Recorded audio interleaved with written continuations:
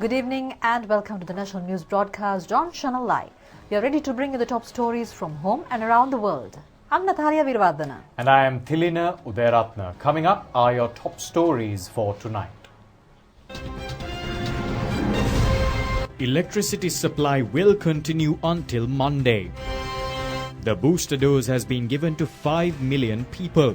A set of new guidelines issued to control COVID-19. 30% of school students contract dengue this month.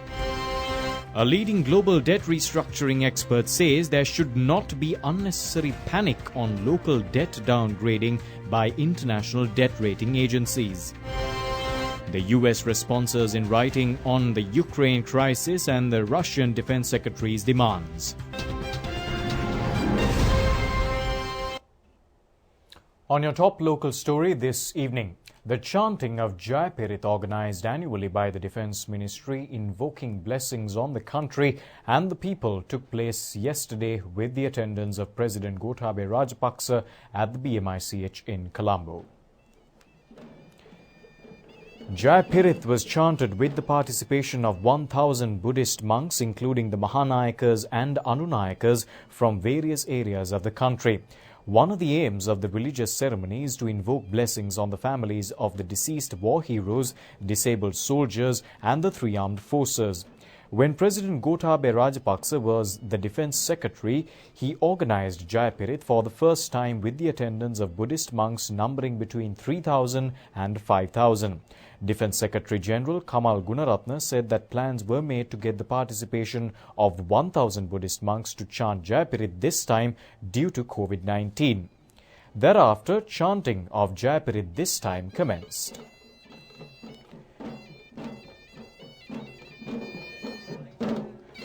Mr. Kamal Gunaratne brought the sacred casket and President's Secretary Gamini Senarath brought the Piruvana book to the religious ceremony. The President placed the secret casket in the Pirit chamber, offered Gilan Pasa and made Abhishtana Puja and invited the Mahasangha to chant Pirit. The Mahasangha wished for the success of the program conducted by health authorities to control COVID-19, good health and the mental well-being of our people. Anunayaka of the Malwatu chapter, Most Venerable Nyangoda Vijitasiri Thera, Anunayaka of the Asgiriya chapter, Most Venerable Vendaruwe Upali Thera, Mahanayaka of the Ramanya Mahanikaya, Most Venerable Makulave Vimala Thera, Mahanayaka of the Amarapura Mahanikaya, Most Venerable Dodampahala Chandrasiri Thera, and Venerable Professor Madagoda Abethissa Thera delivered the Anushasanava.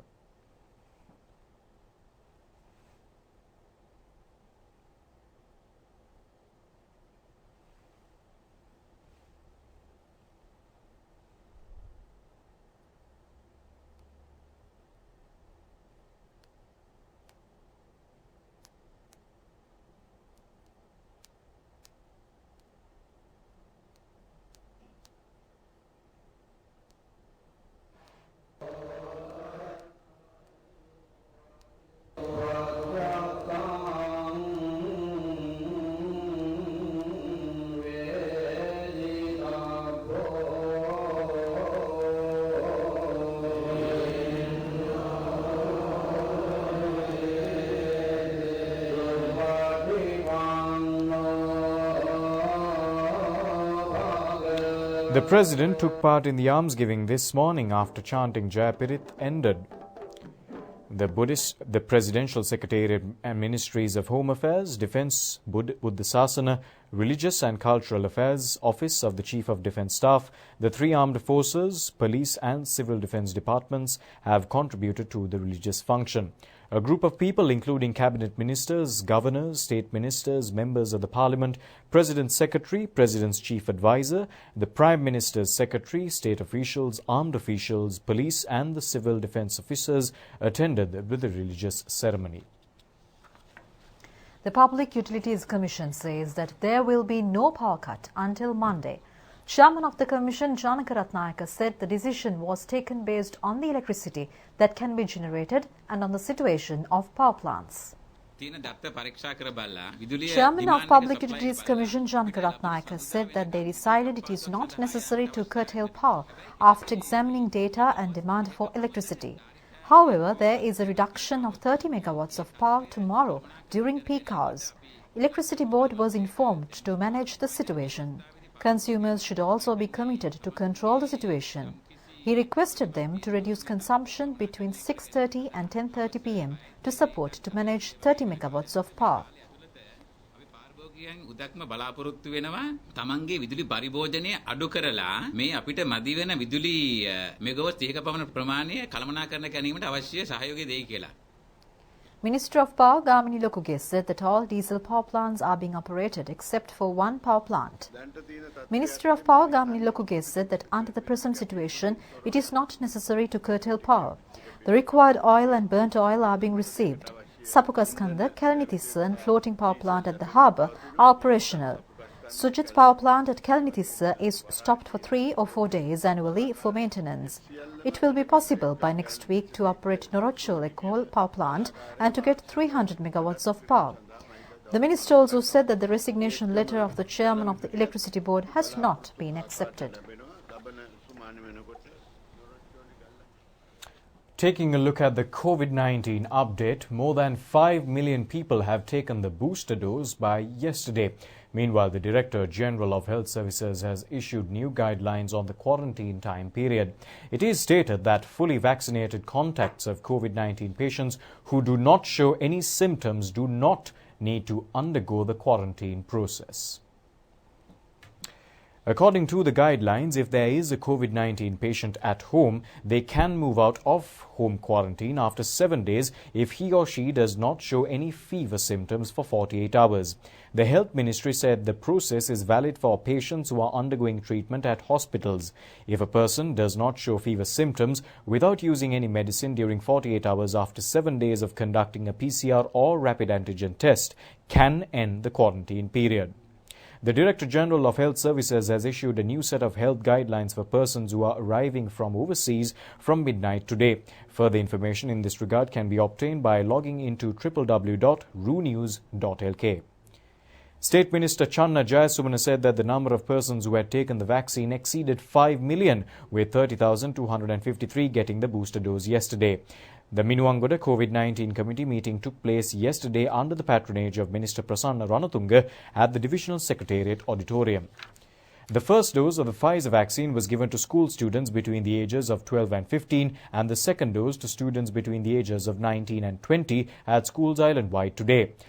A total of 35,460,365 vaccine doses have been given to the people in the country.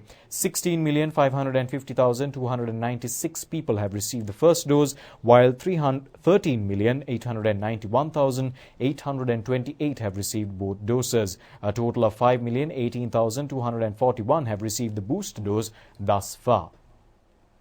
The Director General of Health Services confirmed 23 COVID-19 related deaths which occurred yesterday.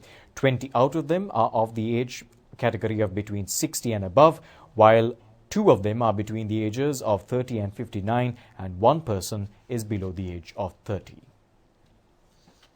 Director General of Health Services Dr. Hemanta Herath emphasized on the inoculation program of the booster dose for fully vaccinated people in the country. He further urged the public to receive the booster vaccine in order to avert another COVID-19 outbreak in the country. Questions have been raised about the possibility of restricting movement of people and other activities in the light of this current increase of COVID-19 patients. Number of patients reported in Sri Lanka has gone almost over 900. However, the health system in this country has managed to handle over 5,000 cases daily at one time, and at a given time over 50,000 patients have been managed successfully. So the current health system is capable of handling the current number of patients. However, I need to emphasize the important fact that without going into a legally mandated restrictions or other imposing of any other restrictions, if all citizens of the country get together and then decide to carry out our social and economic activities in a manner not conducive of spreading the disease, we should be able to handle the current state of affairs so that the number of cases could be reduced to a manageable level. So therefore, I would like to urge all citizens citizens of this country to adhere to the health guideline. Always impose your own restrictions and other rules so that you are not going to spread the disease and you are not going to acquire the disease. Also, I wanted to emphasize that the immunization is very important in this process of controlling this disease. Basically, when we get the booster dose and the third dose, or finally we will be achieving the maximum level of immunity within our body, and thereby the likelihood of getting into complications or likelihood of dying in case we get the infection will be minimized, and thereby you will be individually protected if you are getting to get the booster vaccine. And also, if you have the optimal immunity in your body as a result of getting the required number of vaccines, even if in case you get the infection, the likelihood of or the amount of viruses shedding into the environment will be minimal because your immunity is high, and thereby you will be contributing to protect the general public from the infection because you will not spreading the viruses as compared to those who are not vaccinated. So therefore there is dual benefit of getting this booster vaccine, and we would like to urge all citizens of this country to get the booster vaccine as early as possible. Well, in the meantime, pediatrician Dr. Surantha Pereira made remarks over the inoculation process for children between the ages of 12 and 15. As a consultant pediatrician, what I have to say is, in today's context, it is very important to focus on vaccinating people, especially vaccinating children. We have commenced some time back vaccinating children who are at risk more than 12 years old. It became a successful story. Then we started vaccinating children more than 16 to 16 years and the age group 16 to 19 years. We have given more than 440,000 doses in this category, and now in this week we have commenced vaccinating children giving the second dose. And already we have started vaccinating 12 to 15 age group also. We have given one dose of vaccine recommended, and then in future we will consider giving the second dose also probably in the near future. So all in all, about 12-year children would be vaccinated. At least they will get 1 or 2 doses. Especially the focus would be on children with other diseases and then children who are at risk. So up to now we have data more than vaccinating 1 million children. Nearly altogether it comes more than 1.5 million children. So the expected side effects, most are not seen. Common side effects are the either swelling at the vaccination site or the fever, which has low the intensity, and the experience of the children would be less when we look at the severity of these side effects. And taking a paracetamol would be fine, and they can seek treatment if they have any concerns. As consultants, as doctors, we are there to help you. So that is very important, and what parents have to understand is these children have been given all the vaccine during the first year, especially second year, and some of the vaccine in third year and then the fifth year, because we have already vaccination program. So we have experience. So we must not have a reluctancy. So what we ask is parents to get their vaccine for their children. And now bringing you the updates on the global situation of the pandemic. COVID-19 has infected more than 362 million people, while over 5.6 million deaths being reported worldwide. Meanwhile, Brazil has reported more than 224,560 new cases of coronavirus during the past 24 hours, breaking the country's previous record for daily infections. The South American country has also reported 570 deaths from COVID-19. The previous record for daily cases was 204,854 on January 19th. Brazil has now registered a total of 24,535,884 cases and 624,413 deaths. As the Omicron variant continues to surpass the European region, Germany's Omicron wave continues pace as the country has set another record number of daily new infections, crossing the 200,000 threshold for the first time. The Robert Koch Institute for Infectious Diseases reported 203,136 positive tests in the last 24 hours. Around 75% of the German population have already received at least one dose of a vaccine, less than in Western European peers such as France, Italy or Spain. Russia's daily COVID-19 cases have risen to 88,816 yesterday, a new record high for the 7th consecutive day, as the Omicron variant was identified in new regions. The number of new infections was a significant jump from the 74,692 reported on Wednesday. Reuters report that officials also said that 665 people had died in the last 24 hours. Back on to some local news. National Dengue Eradication Unit says that the third category of the dengue virus is moving up. The second category of the virus was reported during the recent past as well. Doctors point out that the risk of the epidemic increases with the changes in the ratio of the virus. 30% of dengue patients out of 6,923 reported during the past few days of this year belongs to school students between the ages of 5 and 9 years. Acting Director of the National Dengue Eradication Unit, Consultant Dr. Sudat Samaraveera, said that the circular issued on the 12th of January has clearly stated that the methods to be followed to control the spread of dengue should be followed throughout. It is important to make the premises of the organization an environment without dengue. All organizations should appoint persons responsible to eradicating dengue. One of the leading experts in global debt restructuring, Professor Lee C. Buhait, says that Sri Lanka should not unnecessarily panic on downgrading debt ratings by international debt rating agencies. Mr. Buhait, who has experience in international debt restructuring field for more than 43 years, mentioned this during an economic summit organized by NextGen and Frederick Naumann Foundation. Vice-Chancellor of the Colombo University Economic Expert Specialist Professor W.D. Karunaratne, Chief Executive Officer of Hemas Group Kasturichala Raja Wilson and economist Deshal Demil attended the summit. Downgrades. They are relevant only if you were intending to reaccess the market in the next year or so.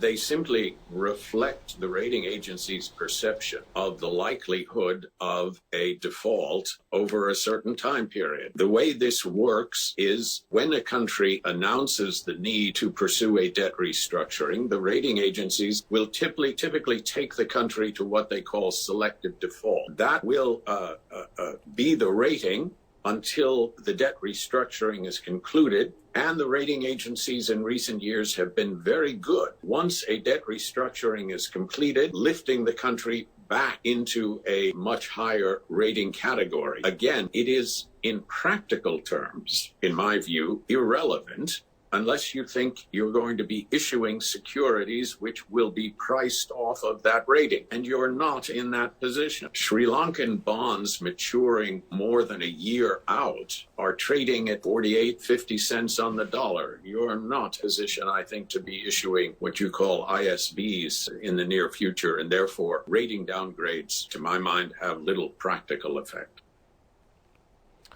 Minister Rohita Abegunawardena says that the Galle Harbour will be developed as a tourist port. He expressed these views while addressing the Galle Harbour Development Investment Summit, which was held yesterday in Colombo. The Galle Harbour, port and city have won the attraction of local and foreign tourists. The project will be implemented to further increase tourist attraction. A new breakwater is scheduled to be built at the Galle Harbour, similar to the Colombo port. It will add 40 hectares of land to the harbour. Plans have been made to construct shopping complexes, hotels, restaurants, housing complexes and parks on this land. Local and foreign investors will get the opportunity to invest. The summit was held to brief on the new project about the harbour, and the project is implemented by the Sri Lanka Ports Authority. Minister Rohita Abegunawardena said that the new breakwater will add about 40 hectares of land and places of tourist attraction will be built on this land. The project will be implemented according to the laws of the country and after obtaining the necessary approvals. A group of people, including Minister Ramesh Patirana and Chairman of the Ports Authority, Dr. Prasanna Jayamanna, were present on the occasion. Defence Secretary General Kamal Gunaratne says that Speed Force or Emergency Response Tactical Force was established to control frauds and corruption at prisons. Chairman of the Presidential Task Force to establish a safe country, disciplined and law-abiding society, Defence Secretary General Kamal Gunaratne mentioned this yesterday while attending the passing out parade of Speed Force as the chief guest at Angunukola Palasa Prison Rehabilitation, Research and Training Centre. The Defence Secretary said that the unit was established by recognizing Prison Intelligence Unit to control frauds and corruption at prisons, according to the Vistas of Prosperity statement of President Gotabaya Rajapaksa. The first batch of 194 passed out yesterday. 500 ex-servicemen are scheduled to be recruited to the unit.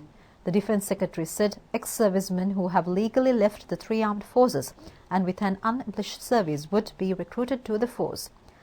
Defence Secretary was presented with the emblem of the Speed Force. He awarded medals to the members who showed exceptional abilities during the 4 months of training. Commissioner General of Prisons Tushara Upuleniya, Additional Prisons Commissioner General Tusita Uduwara and senior military officials were present on the occasion.